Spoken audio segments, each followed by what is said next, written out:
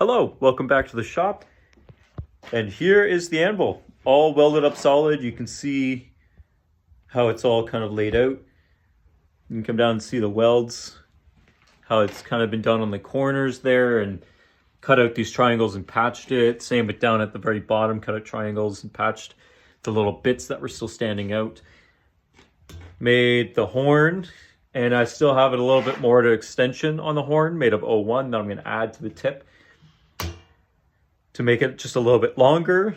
My horn, I believe, is 3 inches in diameter. This one's like 4 inches, so I want it to be a little bit longer and give me a little more variability. Just have to finish up some of the welds and the joints and stuff where I cut it and folded it in. This is the full face. As you can see with the hammer, it's quite large. It's a quite small hammer. If I grab one of my bigger hammers, you can see how big it is. And with me working here, you can kind of see what it's like. I have an idea for the face, but before I get into that, I have a hole in the top for filling it. I have the Pritcher hole and I have the Hardy hole. All kind of laid out, good to go. Just have to do some filing, some cleanup, make sure everything's good. This will allow me to fill it with, I'm guessing, like maybe motor oil, like used motor oil. I'm sure if I go to a shop, they might let me maybe take some. I'm not sure. Or sand. I might fill it with sand.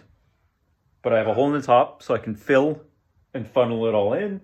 And then I have a hole the exact same size in the very bottom that will allow me to drain it whenever I want. So I can easily move it around, fill it, drain it, do whatever I need to do. I can do it.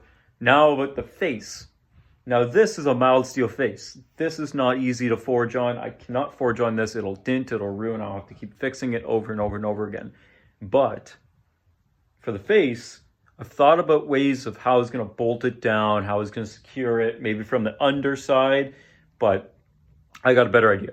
So I basically make a cover that slips on over, and in the side here, I'm going to drill a bunch of holes and tap it and basically bolt a face down through the side instead of through the bottom. And if that ever gets damaged or ever gets wrecked, then it gives me the ability to then unbolt it and take that cover off, repair it, or make a whole new cover and put a whole new cover on it, which is amazing. That would be amazing to do. So there's the anvil. Ring's really bad right now until I find a way to either sort that out with magnets or something for now until I can fill it. But it's really, really heavy, but still a fraction of the weight of my full-size solid metal. And there's the 01 rod that's 2-inch round. I put a little taper on it to hopefully make it easier to sand down to a finer point like this horn. But that's that. And this is the anvil. It's coming along very nicely.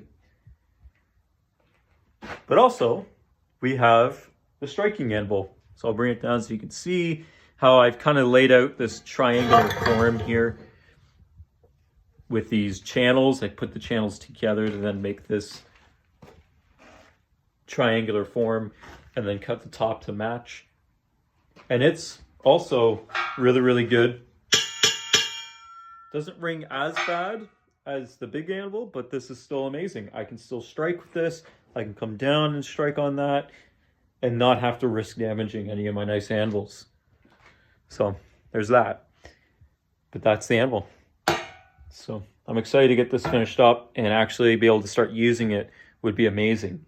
And I'm super excited to do that. I think I might start with maybe like a stainless steel face just to try it out and see what it's like. And then do some alterations before I actually spend the money on actual tool steel, because that's very expensive. So I don't want to jump into that and risk messing something up. I'd much rather use a little bit of scrap stainless I have left over and make a cover for this, use that, and then see what I want to change or what I want to improve on for the future of it. But I'm super excited, and it looks really good, and I'm excited to get it cleaned up and finished and put together and then actually see how it works. So that's going to be a lot of fun. Have a good one.